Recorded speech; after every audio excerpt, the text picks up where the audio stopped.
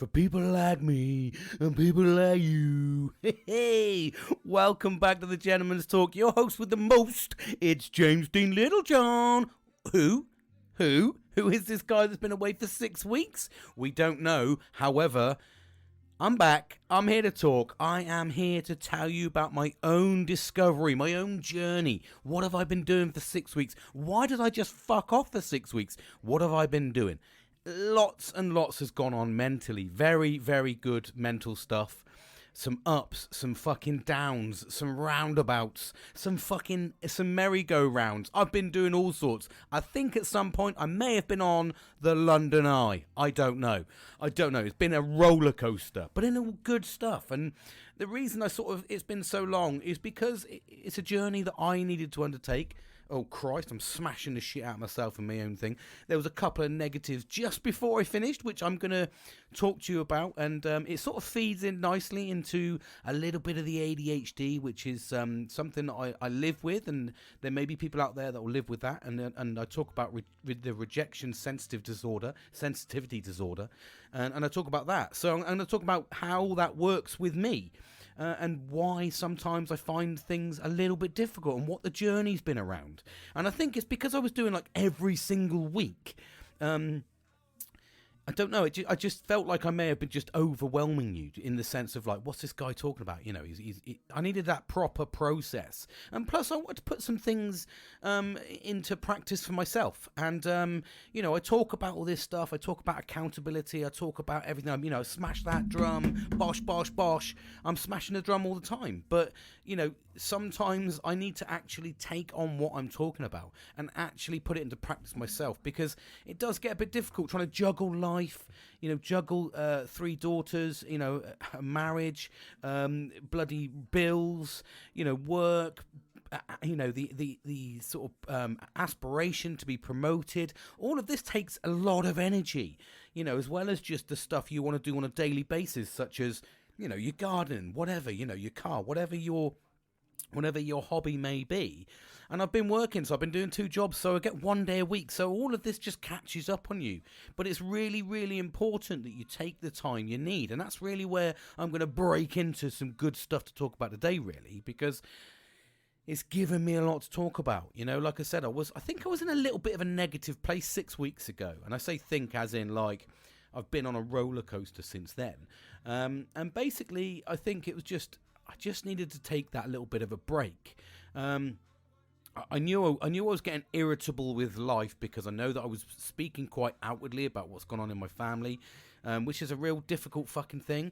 But also at the same time, I'm like, I can't emphasize just how passionate I am about getting promoted and educated and be the best I can. And that is a fucking absolute hammer on my mental health. And that's a driving force with ADHD as well, because I find, because I'm so, there's an element of an addiction to health and safety in that sense, because I enjoy it. Every day's a different day, and I do enjoy learning about all the parameters of that. And that sounds a bit geeky, I know it does, but it's a passion, and now I'm learning a lot about myself, and I'm learning a lot about how I work, and really sort of like engaging. I think I was a bit young, dumb and full of cum, when I was a bit younger. I just didn't give a fuck. And then you sort of fly by the seat of your pants in your 30s, and then all of a sudden you just get this point where you're like, fuck, I've been up and down a roller coaster. Lots is going on, and then we have to start dealing with a little bit of change in pace, and priorities change, and loads of shit goes on in life in general. I mean, it doesn't matter where you sit in your financial status, your economy status, or your fucking personal status, whatever you sit, everybody will come across some sort of issue. Yes, others will be lesser, but there's a lot of common trends. And those common trends are, I'm starting to learn, are quite current with everybody in our age group. And I look back at my dad and things like that, and I reflect heavily. One of the biggest points to me is my reflection. And the reason I reflect so heavily is because I do make active mistakes in life, because I react emotionally. And a lot of my traits that I get that people see sometimes as a negative, they're being managed, and I'm still getting outbursts. So I reflect quite heavily to try and control myself, and that's something I've been doing. Like I said, I've been falling into that accountability stage. I was getting a little bit negative, and I was like, right. I was trying to balance, learning a master's degree in occupational health and safety, with no fucking real experience in that field, but I'm learning, and it's like I'm driven to learn. I'm also trying to get my chartered IOSH status in the same year, as well as complete my P405, which is like the high level asbestos qualification, as well as try and get promoted into a B2 spot, as well as try and give myself the kudos and the what's that thing, that sort of acknowledgement, but not, it's kind of like try to be seen, but in a positive way, by the organisations. They're like, this guy needs promoting. So I'm trying to do all of the right things. And I don't mean I'm trying to do the right things just to tick boxes, because I am actually passionate about doing the right things. And that's the thing, is I do genuinely love my job. I do genuinely love managing people. And I see myself, I want to hit these goals because they're goals that are driving me. That's what keeps me happy. However, what I try to do is I try to keep other people happy. And sometimes I don't take the time for myself, and a lot of us do that. I know that there's people out there listening to this that do that.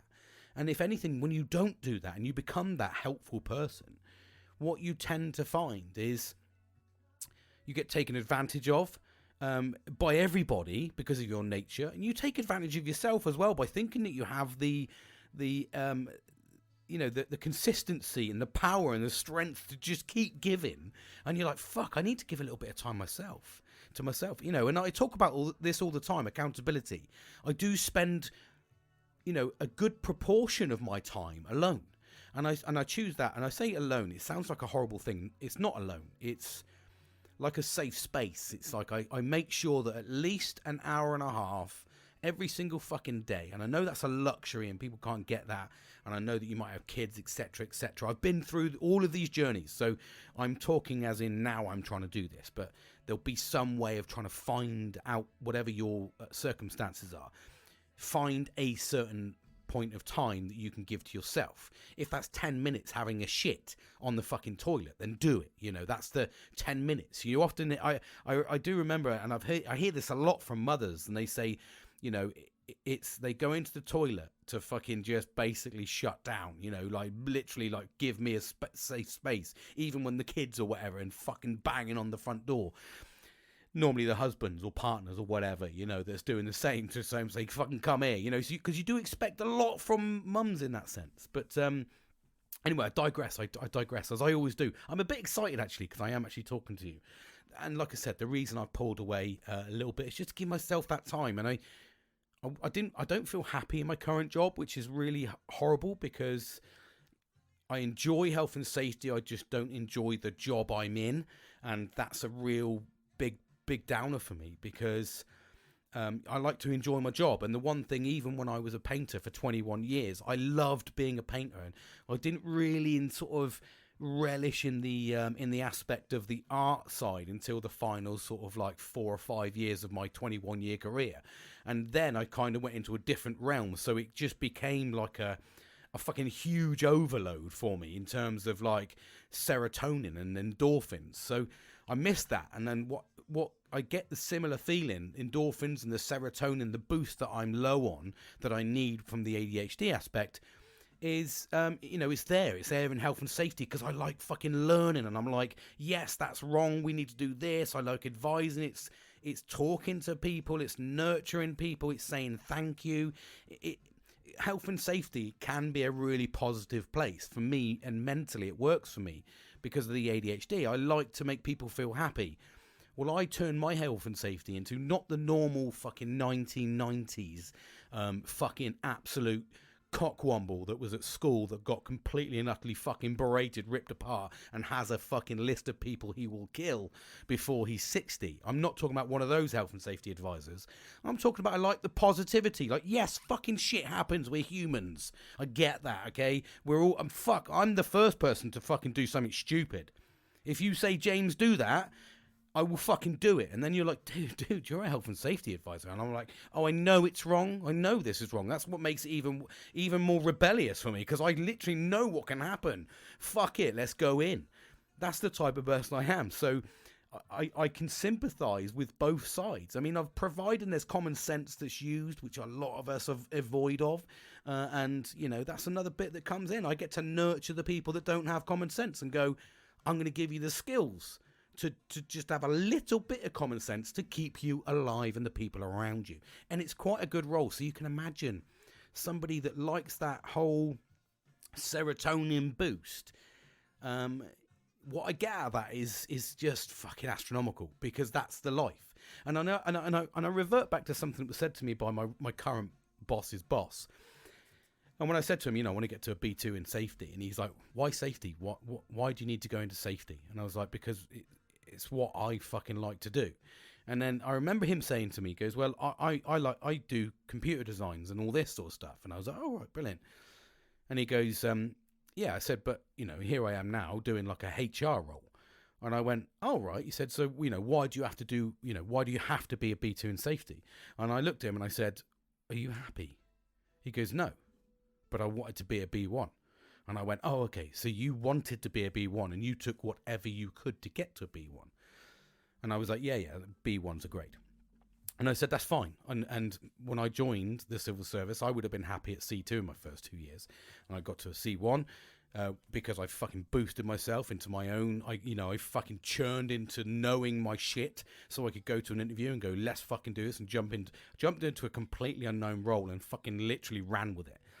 And then I said, yeah, but I want to get to B2. I said, but I don't just want to get to a B2. I don't want to take a role as a B2. I can do that. But then I would be getting paid to be unhappy all of my life. I want to do a job I love. And I know that I would love the B2 in safety because, you know, for me personally, that gives me the boost. I don't need to look for anything else then, because I'm in a good place, comfortable, and I feel like I've got a seat at the table. So it's an ambition for me. It's a driving force, and I get to nurture safety, and safety's massive, and I get to talk to people, presentations, etc., etc., etc. It's a world of serotonin. So for me, it's almost like, you know, a kid walking into a fucking sweet shop and they go literally like, which sweet do you want? And you're like, I cannot fucking physically tell you. And the only, you know, the other way to relate that is, you know, a man going into a fucking Ferrari garage and saying, pick one. You're like, no, no, I can't, because they're all beautiful. A woman, I'm going to say a woman, because, you know, there might be some ladies living out there, and you know, might be going to a ring shop or something, you know, buy some jewelry. You know, you've got pick of the rain, you know, take what you want. Fucking hell, you know, I don't know, actually, that probably goes straight to the most expensive.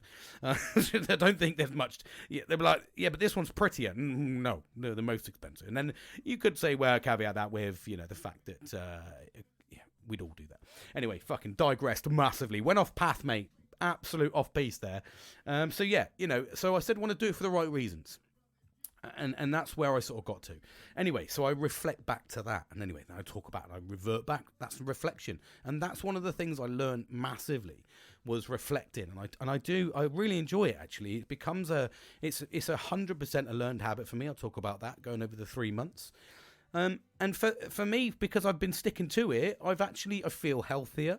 And I'll tell you what I did. I took the 6 weeks out.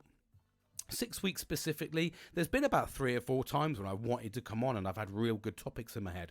And don't worry, they're all saved because I always save my topics. But I just didn't want to do it. I wanted that break away. I didn't want to have to rely on it. I didn't want to have to go, oh, God, and it didn't feel like a chore.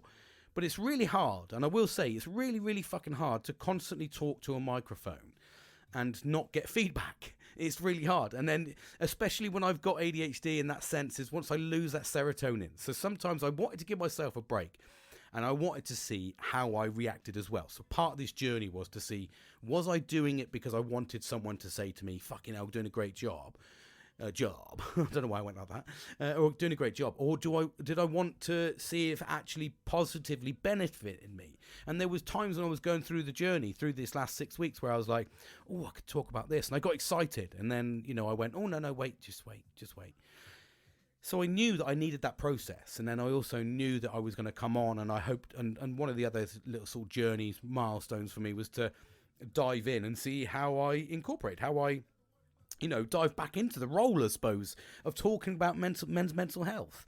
And I've had a lot of positives on the way, actually. In this 6 weeks, I've had a couple of really good fucking engagements from a couple of actually people that I wouldn't even think that would be listening or are just supporting me. So there's a good friend of mine, and he's from up north, and I've spoken about him before, but we've done a Saudi trip together, and I know he's going through some challenges, actually. And it was really, really pleasant because, like I say, we've only known each other for a short space of time, but we were doing a high stress project, which sort of kind of I think in high stress situations, men will either like make friends or just completely do the opposite. And I know that, like, when I was on this high stress job in the fucking like middle of a desert, spraying this fucking Typhoon Eurofighter for the Saudi Crown Prince.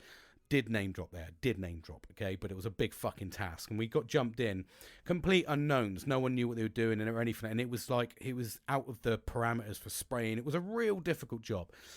And you either make friends, and you kind of watch in the first couple of days, you watch where the groups go, and you see the more sedated people, thinkers over here. You see the fucking crazy ones, but are really good. And then you get the lazy fuckers. So you get your three groups.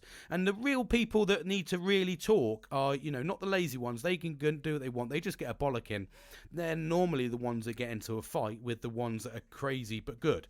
And then you've got the thinkers, where the thinkers need the crazy but good ones to do like the high-end stress jobs. This is why I'm giving you organisation how we run, but the leaders also needed the lazy fuckers to do the real shit jobs that the real crazy fuckers didn't want to do.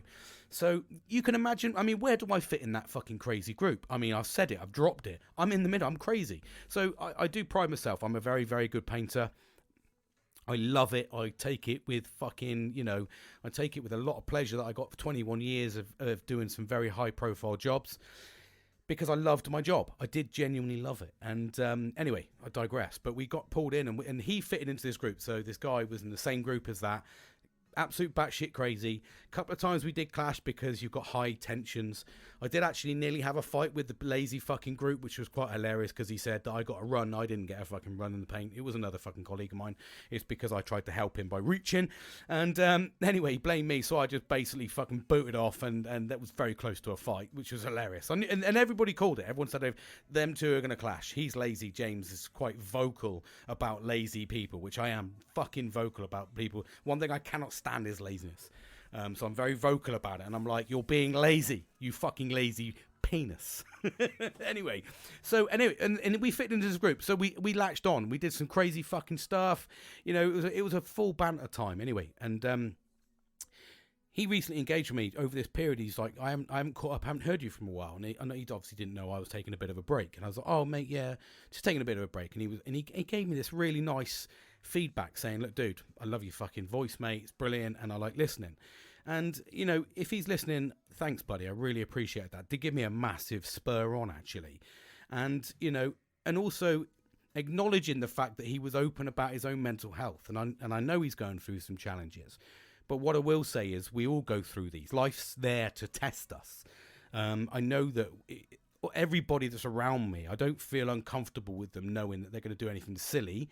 And I know that they're all there. It's just, I know that they're all dedicated. They're all. It's just a tough time. But I know that the people I'm talking about and the people I look out for in my little group, they've all got a really great support network. And one thing that this gentleman has is a good support network, a really good support network. And I've always said to him, the same I say to anybody, reach out to me if you need someone to talk to. Sometimes you do need it. Sometimes I would say, and I say a lot of times with men, men will rarely use that fucking phone call. They'll rarely use it. It's I don't care. Even though I've done this for 2 years and I've been on the end of the phone call waiting for someone to pick up. For me personally, I'm going to crank that down a bit. I got a bit carried away. Yeah, there we go. Oh, no, hold on. Hold it tight. I don't know what I've pressed there. I'm just checking. Sorry, Christ alive! I thought I pressed a button on me bloody laptop. Yeah. So anyway, he's going through some tough bits, and men will rarely ever use that call. But at the same time, just by saying those words, if you need me, give me a shout. It's you. You know that someone's there. And that's often where the loneliness feels. You don't feel like anyone's there. Men just get on, get out. I mean, our rhetoric and our morning messages, get in, get on, get out. You know, and that's basically what me and my mates say to each other every fucking day. Just get in, get on, get out.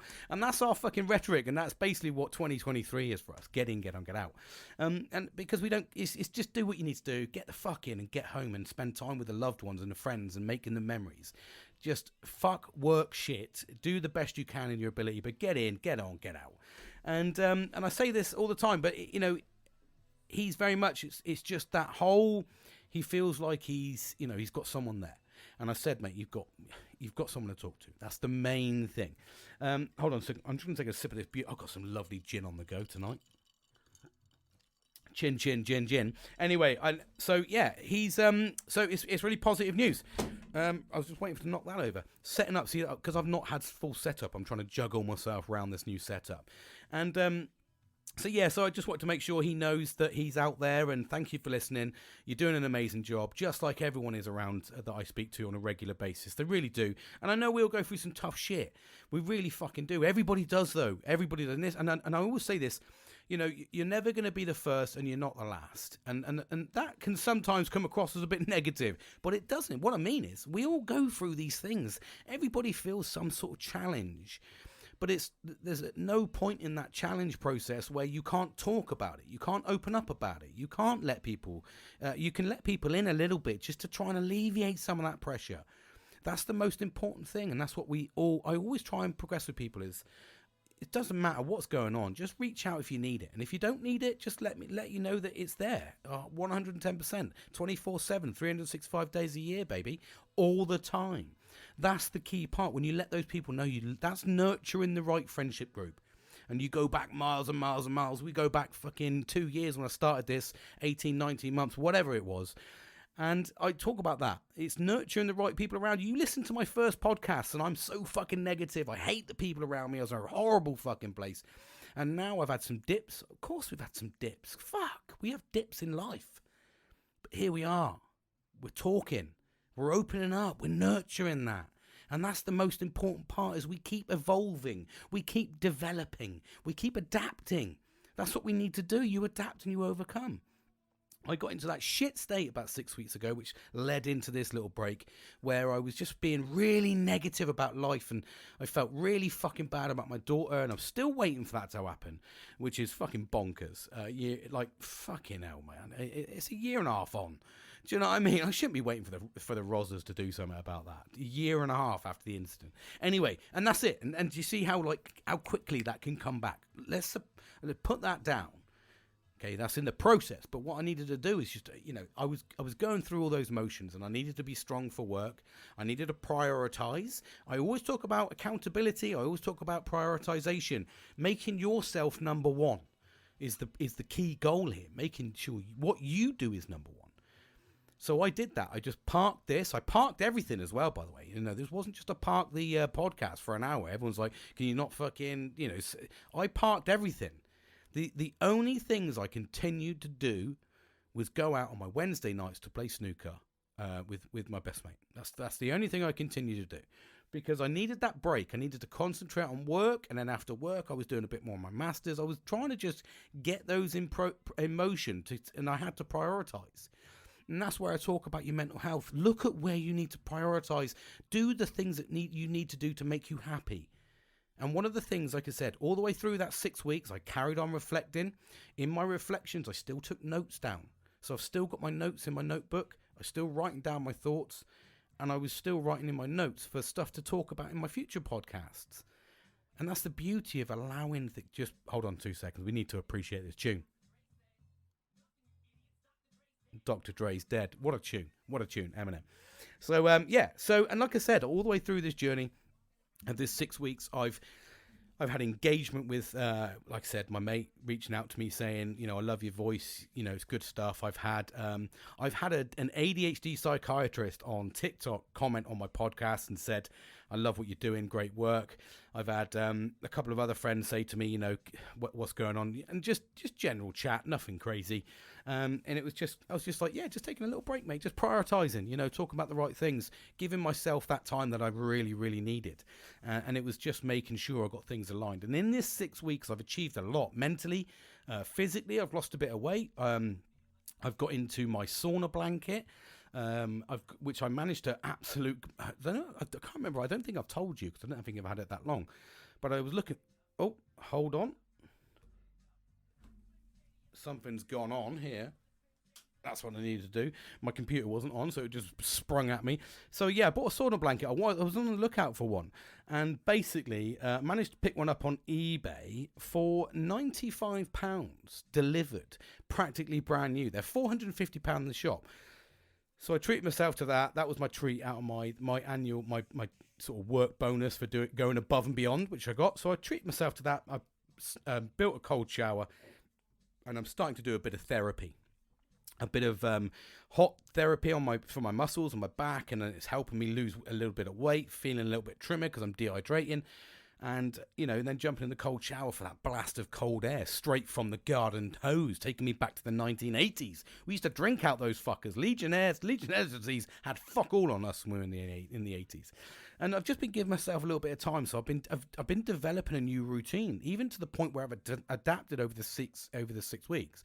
A new evening routine. So every evening, 3 days a week, I go for a 1.5 mile walk with the missus. I get in, come into the house, do my sauna blanket, get under the cold shower, upstairs, fucking little warm shower just to wash all, because it's a hose pipe, and then just fucking jump into the slogs and chill for an hour, go to bed. And it's a nice evening routine. I feel healthy, ready for the weekend to make the memories. And that's what it's trying to, I'm trying to adapt to my whole lifestyle and make it a bit healthier. A bit more for planning on like what I'm going to do Monday to Thursday. So I've locked in Monday to Thursday. Wednesday nights is my bosh out for snooker. Friday nights is my chill out gaming night, whatever I'm going to do, Saturday and Sunday. And then obviously you get your holidays and stuff in between. And he's like, wow, that fucking hell, James, you planned your life out. I haven't planned it out. I mean, there's obviously a lot of fluidity in this. That's a good word. I was trying to say it. I knew it was going to be difficult. But it's just a case of having a nice routine to work from.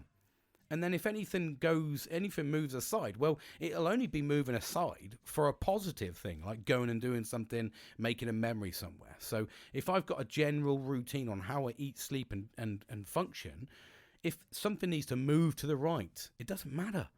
I'm not set in stone. What I've given myself is a foundational routine. That's not even a word, I don't think, but I'm going to use it. It's giving me a foundation. It's giving me something to work on. So I know that when I'm being in those moments, I'm healthy, I'm reflecting, and I'm just giving myself the time I need. If I need to give myself an hour in the evening instead of going for a walk to do my qualifications, whatever it may be, I don't mind doing that, because as long as I'm moving forward and being positive, that's the key. And I'm enjoying the process. There's so many people I know that try to make these changes and they stick them out, even though they're not enjoying them. And I'm like, you don't even sound like you're enjoying the process. Why are you doing it? You're just putting yourself through what for nothing. If anything, you're going to knock your mental health game back, because you're not doing the things that you enjoy doing and like doing.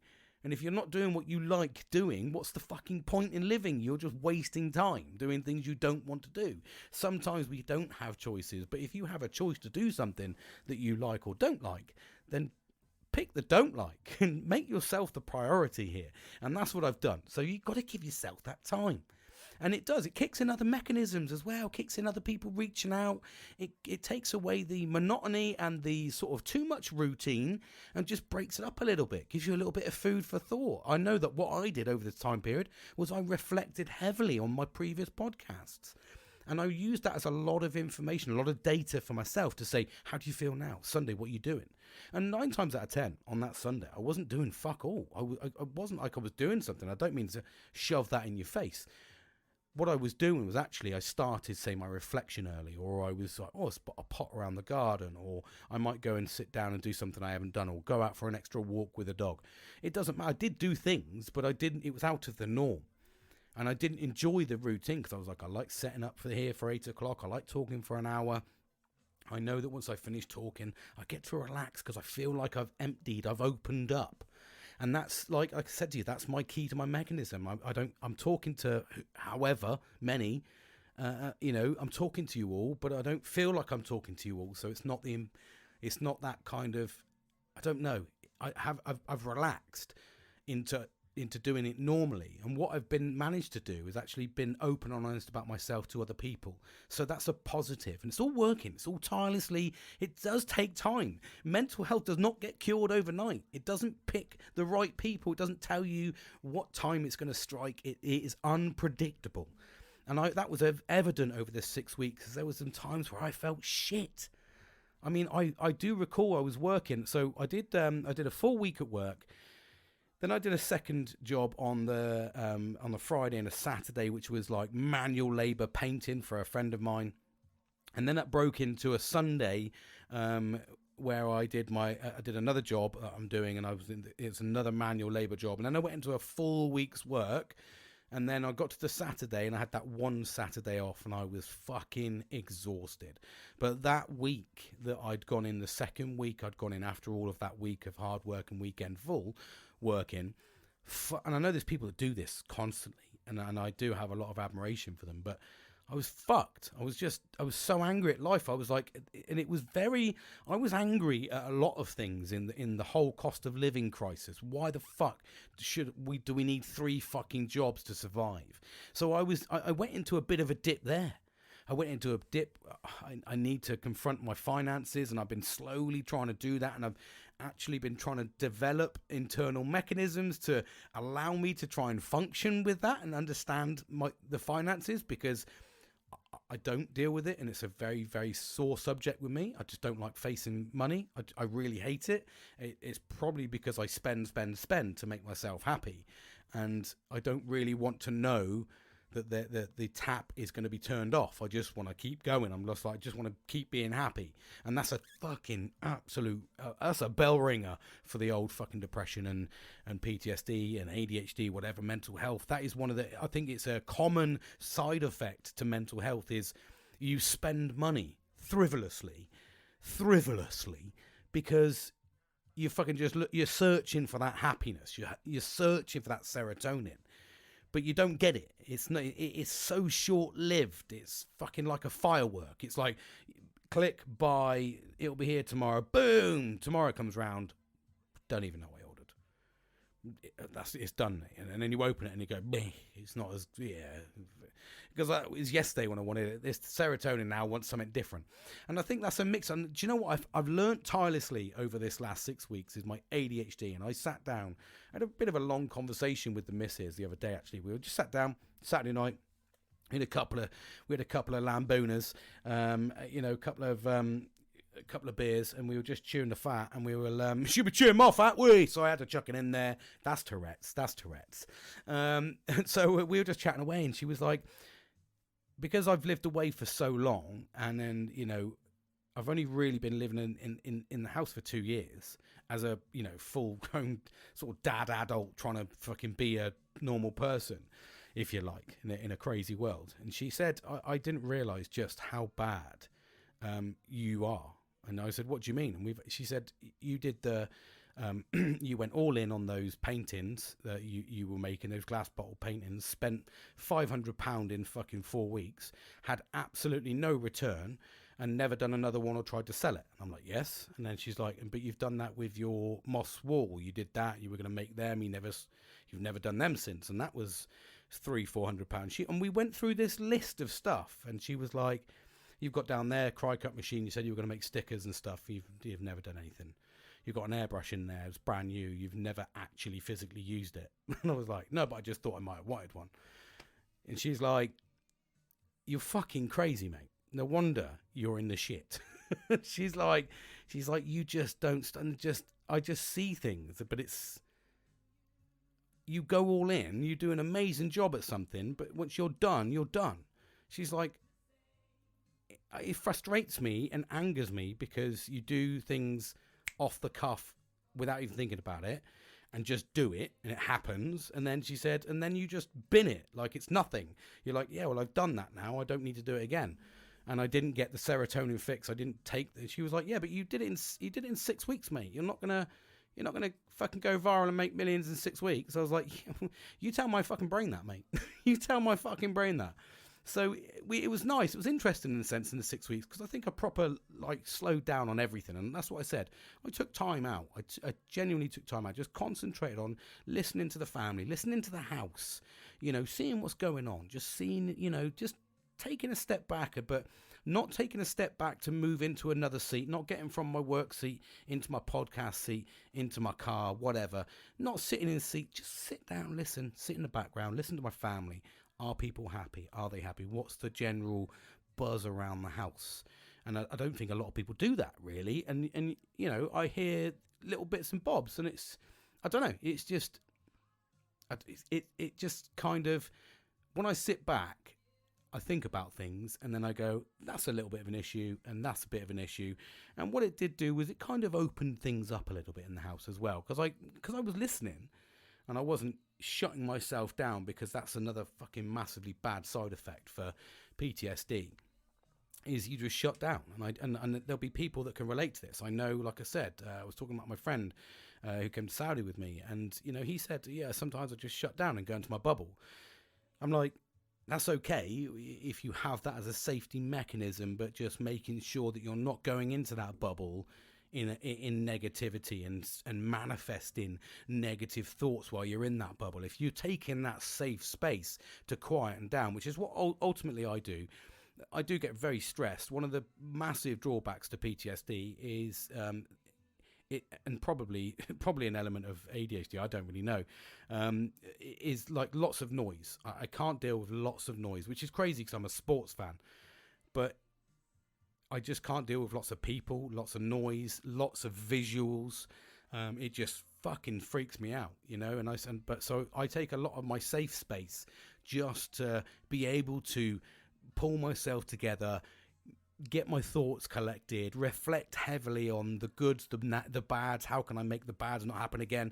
And I'm using it as a modern day therapy, which it can sound like I'm fucking going on forever about the same thing, but it's not. And oh God, you must have hours in the evening. No, you don't. I'm talking 15 minutes.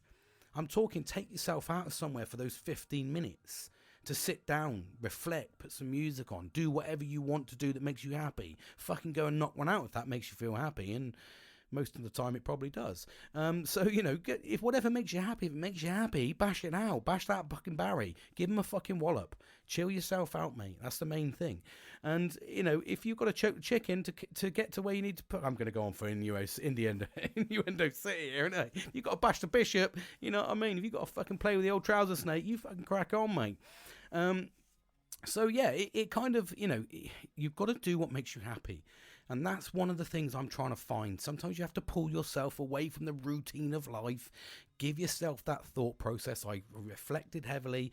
I really, really working on myself, making sure I'm eating healthier. Like I said, giving myself that routine and finding a routine that works, knowing when I like getting out of bed. Because I work from home, I have a bit of a luxury there. Yes. Oh, shit. Calm down, James. I have a bit of a luxury there. I get that because I work from home. But I'm going to take advantage of that for me. What time do I like getting up? What time do I like to do my hours, my core hours, etc., etc.? I always go above, so don't worry, mate. I ain't letting the fucking standards slide. So, for me, it's about finding that routine. When do I finish work? When do I go for a walk? What do I find comfortable in that process? Well, I enjoy finishing work, going out for a walk with the dog. That's my first reflection. Straight after work, don't talk to anyone because no one's in. Bang the fucking lead on, go for a walk with the dog, fucking half an hour, come back, and I've reflected on everything that's happened in work that day. So there's elements I can talk to my wife about and say blah blah blah blah blah, and she may be able to help, or it's just someone to vent. And then there's other elements where I go, well, that's not as bad as I thought, or that was a positive. Stick that in the positive bank, mate. You've done well. And that's what I do. So then I get in, then I knock up tea, etc. I'm not going to give you my whole fucking thing. I'm not going to give you my whole routine, but you get the gist. You get where I'm going. You see what I'm throwing out there, and that's the whole point. Is that's what it's all about. That's what it's all about. And in fact, actually, I was I got a little story to tell you actually because it was hilarious. I was down in town the other day, and I was just in the barbers, and then this guy sat next to me, and this is no way being racist. I have to say this, but there was a black guy sat next to me, and he looked at me and he goes, you got a nice beard there, but he was proper Jamaican, so did have the big dreadlocks in and stuff, and I was, oh, thanks, mate. He goes, I don't mind. It's just really thick, and then he looked at me and he went, brother. You got hair like me fro, brother. And I was like, oh, what's that, brother? What's that, mate? And he went, you need some of that black castor oil, boy. I was like, what's that? So anyway, proceeded to talk to me about black castor oil. I've put it in and my beard is soft as the fucking, soft as a silk blanket. Honestly, it's lovely. So if you've got thick, granular beards, like I have, real thick hair, which is, gives you a full beard, and I do have a full beard. If it gives you one of the, which is a good positive to beardos out there, bang a bit of black castor oil in there. Fucking lovely stuff. Honestly, really, really works. Anyway, that's a little tip and a trick for you there. So, here we are. So, and that's basically what's been going on. Learning, adapting, evolving. I know that people are going on their own journeys, but you've got to do them for the right reasons. You've got to make these sort of and that's where ultimately what I tried to do was, I suppose, just take notes of what was working, what wasn't working. So, and sort of and even in my reflection times, I talk about even in my downs, even my sort of low points during this 6 weeks. I mean, I've had a couple of negatives from work, and I've had a couple of negatives from work, and I talk about, in fact, one of the, I wasn't really going to talk about this, but I suppose it sort of feeds into a little bit of the rejection sensitivity disorder. And the reason I wasn't talking about it is because it was kind of like it almost sounds pathetic when I talk about it, and I've reflected on this over the last 6 weeks. So, as you know, I do my podcast, and I was trying to evolve into getting onto YouTube. So I went and got a soft light. I set it up in my bar.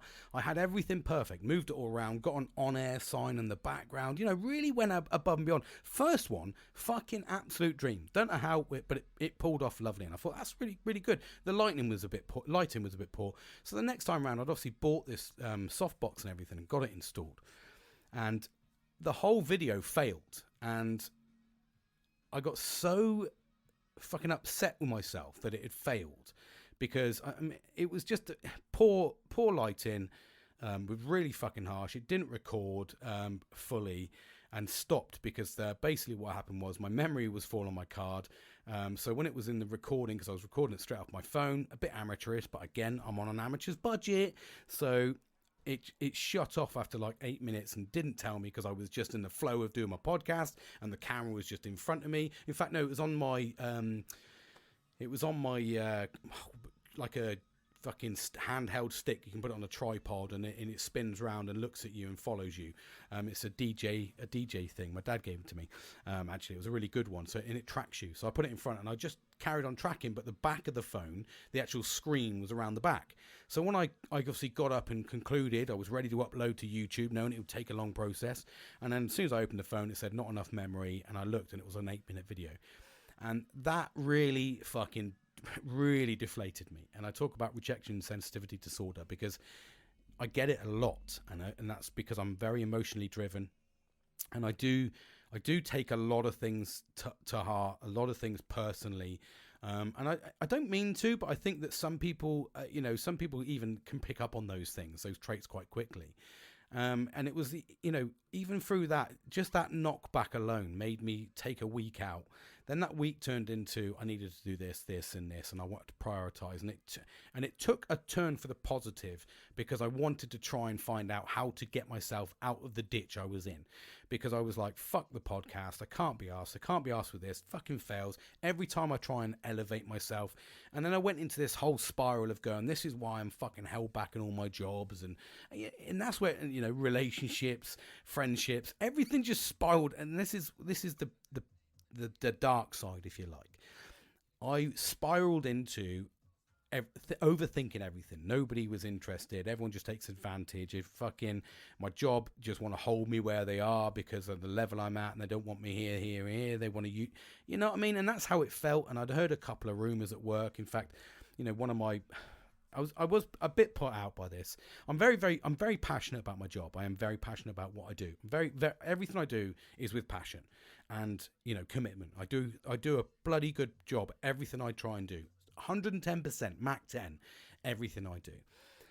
And that does play a bit of a negative role in health and safety, in the sense that you can write some real detailed, and it doesn't help that I like English, so I fucking love chucking big words in there because it just comes to my head. I know what it means, and I just assume everybody else does. And I'm not saying that in an arrogant sense, because if anything, I think it's more of a negative, because it actually makes reading my stuff harder. Yes, you might sound intelligent, but what's the fucking point in that in your day-to-day work? People just want you to give you the answer. So I do have a bit of a difficult time in work, and it's becoming more prevalent as I increase, as I get up the order. People just want simplicity, which is fine, but that's a massive adaptation to myself, because I'm not used to that. Everything I do is in detail. All of my painting, spraying, everything is down to the fine fucking detail, to the millimeter, to the perfection, you know. And you can imagine I've put fucking solid lines on the back of a fucking Chinook, riddled in rivets, and I've got it absolutely fucking bang on perfect with a team. I will never take it away. I always had a fucking outstanding team. But the team was there because they were doing what I wanted them to do, because they had the same passion that I instilled in them. And I think that is the thing that, you know, is consistent. But everything I've always done is detailed. I love detail. I love tiny bits of detail, shading, etc., etc.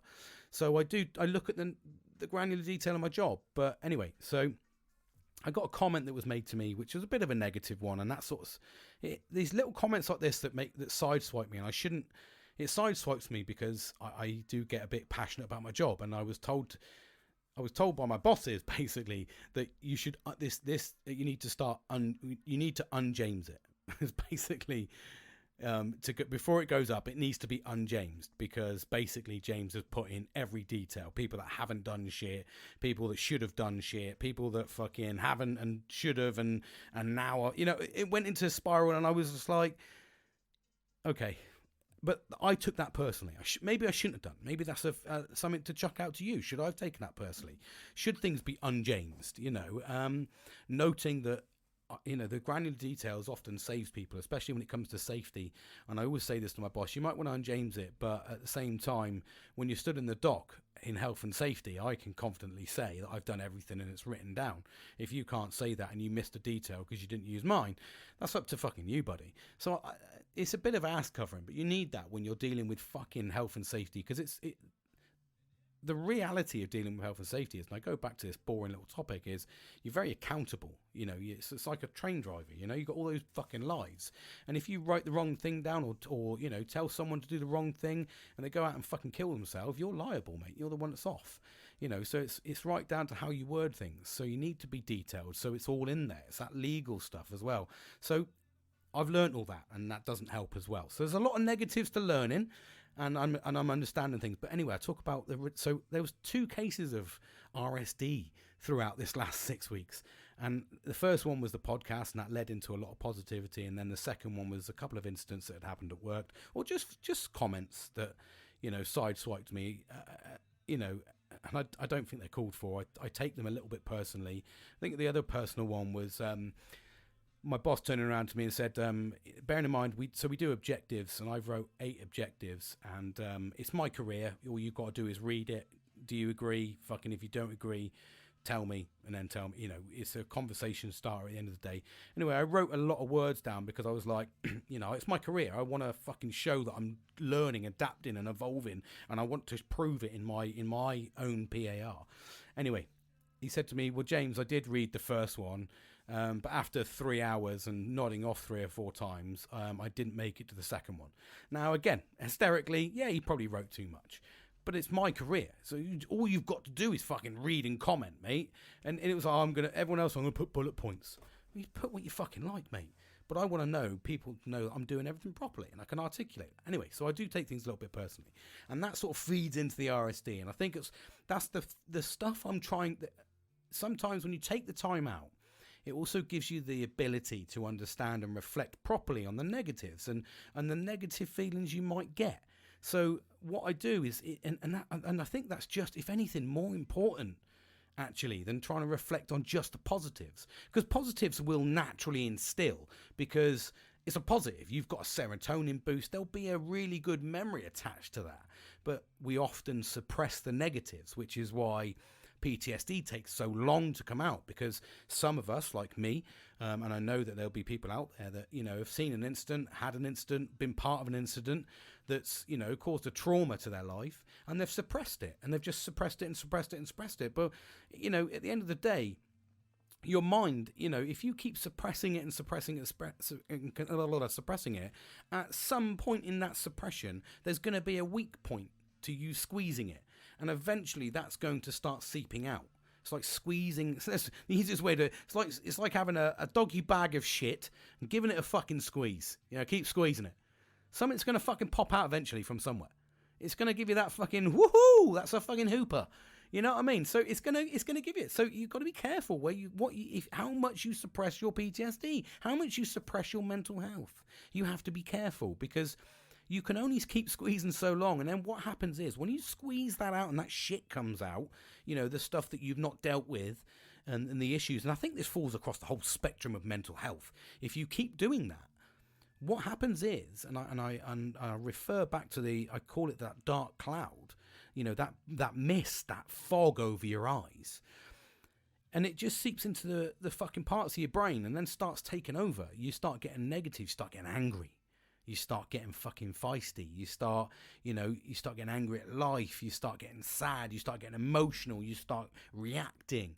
And that's because what you don't realise is, and I probably another way to relate to it actually, is it's almost like if you've got a compressed disc, you know, and you've got that little fucking jam in the middle, you know, the stuff that's keeping it all lubricated, you know, and that's popping out. You know, if you've ever had a bad back, and I'm probably more my age now, 40s, you know, unless you've had a tragic incident or you just got a weak back, you know, if you compress that, what happens is when you compress it, you compress your spine, it goes into nerves, hits nerves.